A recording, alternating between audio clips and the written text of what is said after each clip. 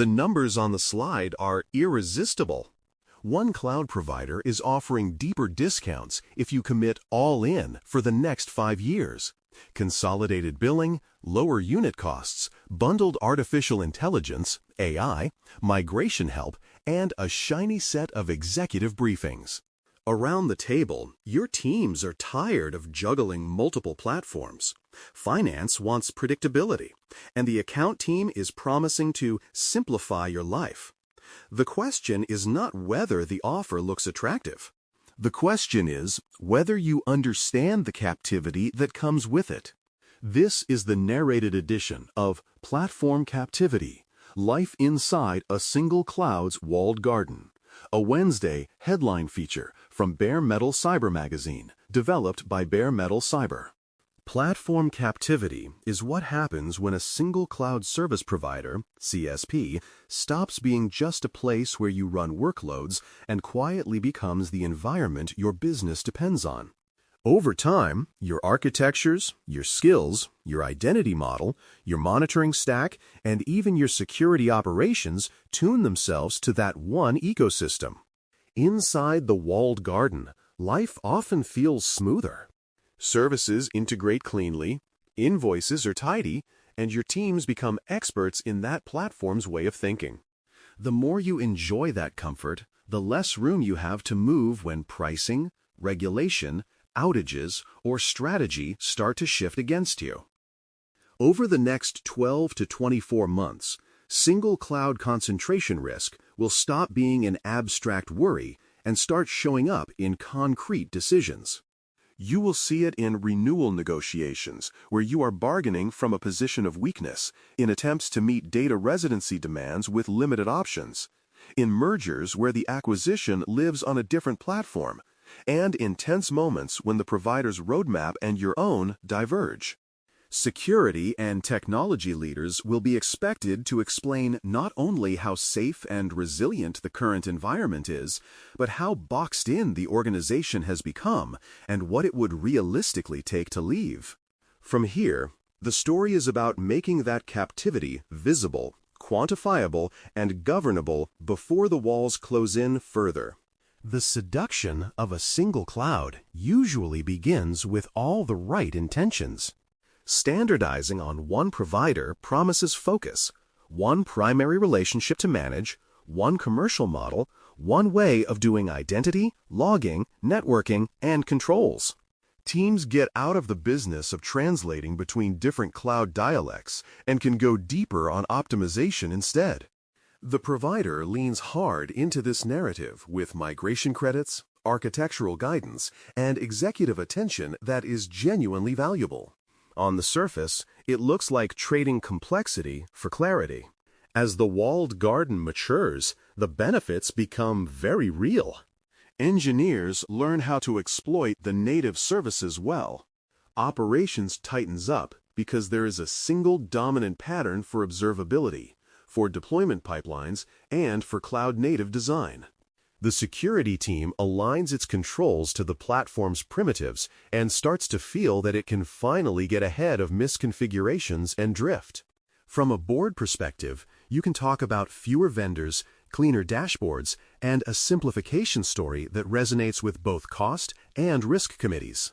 It feels like professionalization, not dependence. Commercially, the comfort compounds. The more workloads you concentrate with a single CSP, the more short-term negotiating leverage they appear to give you. Committed spend discounts, private pricing, bundled support, and access to strategic programs become part of your story to finance. You rationalize the growing dependence as responsible stewardship, buying in bulk, building depth of expertise, and unlocking economies of scale. The decision to double down feels prudent, not risky, because most of the benefits show up quickly, while the costs remain invisible and deferred. The subtle shift is that comfort becomes the default assumption behind every new project. Architects start from the provider's reference blueprints. Product teams plan features around whichever managed services are easiest to consume. security controls implicitly assume the same identity and logging models. Nobody issues a "thou shalt be single cloud" memo. The walled garden simply becomes the path of least resistance. Every step deeper makes future alternatives harder to justify on any time horizon shorter than a crisis, and that is exactly when your options matter most. Lock-in rarely begins with a bold, strategic declaration. It begins with a series of small, sensible technical choices. A team picks the native message queue because it integrates cleanly with the existing functions. A data group moves fast on the cloud's proprietary analytics service because it avoids the overhead of running a separate warehouse. The security organization leans into the platform's own detection and response tools because they see telemetry others cannot. Each decision makes sense in isolation. In aggregate, those decisions sketch out the bars of the cage you will later have to negotiate your way out of. The pattern underneath is straightforward. You move from using a provider as infrastructure to using it as your application and security runtime. Data resides in proprietary stores that do not have equivalent semantics elsewhere.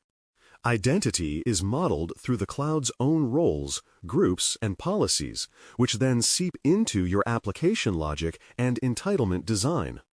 Event flows, orchestration, secrets management, and policy enforcement become tightly coupled to a single ecosystem. You may still say, "We are cloud agnostic" in executive updates. The system diagrams and deployment pipelines tell a different story. Newer value-add services accelerate the handcuffing. Managed database flavors, serverless runtimes, opinionated container platforms, and embedded AI assistants all pull more of your stack into constructs that simply do not exist in the same way anywhere else. In theory, you could rewrite later to a more portable pattern. In practice, those refactors almost never win against visible new features on the roadmap. Leaders see revenue targets, regulatory deadlines, or customer expectations and fund whatever moves the needle fastest. Exit quietly becomes a cliff-edge project that nobody wants to sponsor, instead of a continuous discipline baked into design. Security architecture often deepens the dependency while trying to reduce risk. When your detection rules, response playbooks, and policy as code all assume one cloud's interfaces and resource model, you are locking your defensive posture into that platform as well.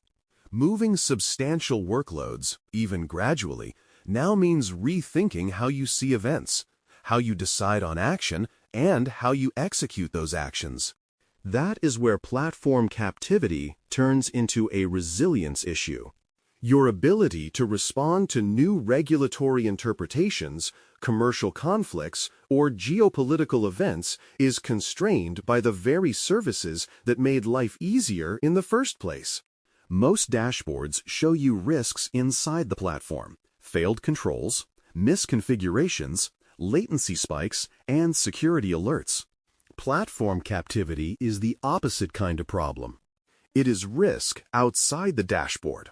In the futures, your organization can no longer choose. When you are deeply embedded in a single cloud, an outage or incident is only one dimension. The more insidious exposure is that a pricing change, a licensing shift, a regulatory ruling, or a geopolitical shock can force a strategic pivot that your architecture, your contracts, and your people simply cannot execute in time. Concentration risk is the most obvious example.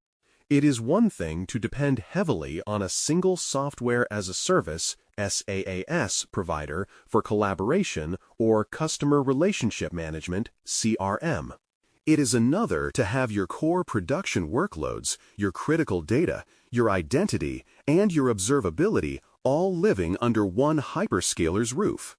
At that point, you are not just relying on their uptime. You are relying on their financial stability, their ability to navigate regulation on your behalf, and their incident response culture. A severe disruption or trust event at the provider level is not just a bad day. It can constrain your entire business strategy. Jurisdictional and regulatory exposure sits alongside this. As more regions assert data residency, sovereignty, and sector-specific rules, your room to maneuver depends on where your chosen platform can legally and practically operate. If your single cloud has limited presence or immature capabilities in a market you need to enter, that is a strategic blocker, not a technical nuisance. The same holds when regulators or major customers start asking pointed questions about concentration risk and exit strategies. Saying, "We are all in on one hyperscaler without a realistic alternative," is no longer a reassuring answer. Commercial leverage is the quiet risk most leaders underestimate.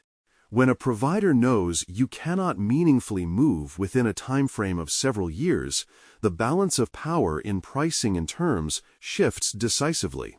Renewal cycles become less about competitive tension and more about damage control. Concessions you would resist in almost any other vendor relationship start to look inevitable. From a security and technology leadership perspective, this is where platform captivity intersects with governance. Your job is to make that loss of leverage visible, quantify it as part of risk, and feed it into the way your organization assesses big deals that deepen the cage. When leaders grow uneasy about single cloud dependence, multi-cloud often shows up as the comforting answer. Diagrams portray workloads elegantly distributed across providers, with traffic gracefully failing over and data flowing freely between platforms.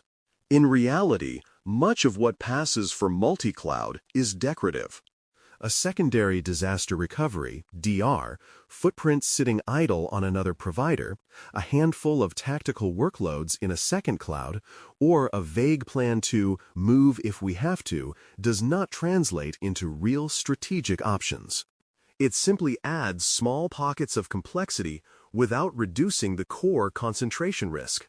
The central mistake is confusing diversity of providers with portability of capability. You can absolutely run different applications on different clouds and still be captive.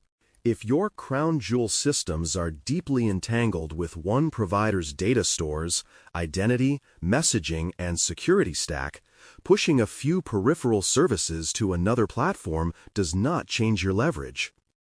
At best, it gives you more talking points in renewal meetings.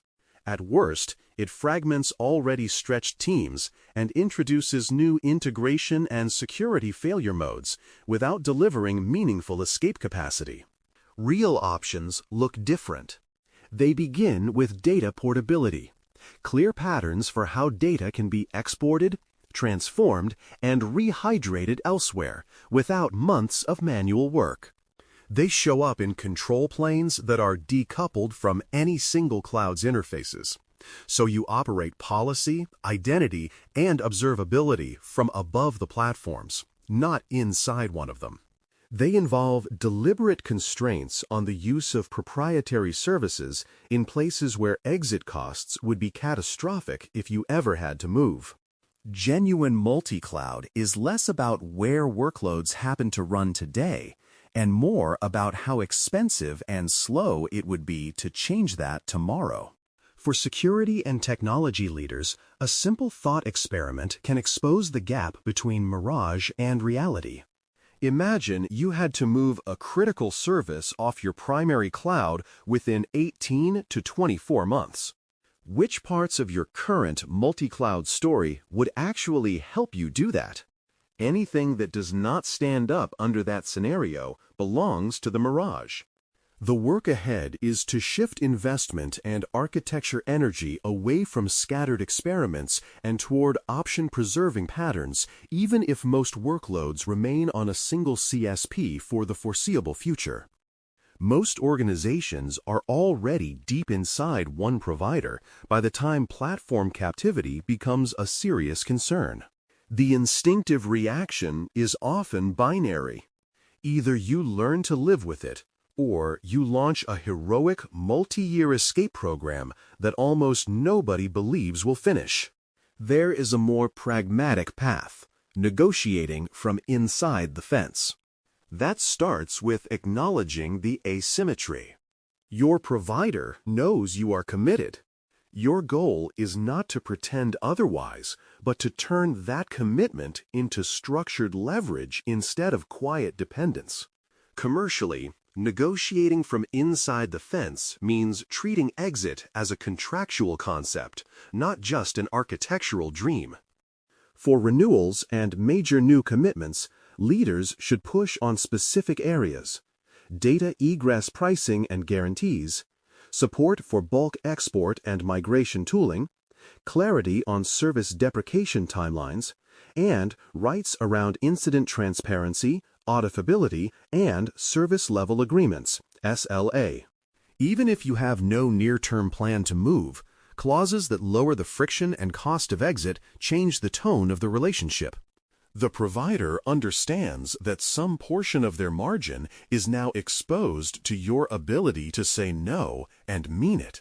Inside your own organization, negotiation takes the form of governance and architecture guardrails. You will not rip out every proprietary service, but you can insist that new critical workloads follow patterns that are at least exit-aware. Reference architectures can highlight when a team is about to embed yet another deep dependency.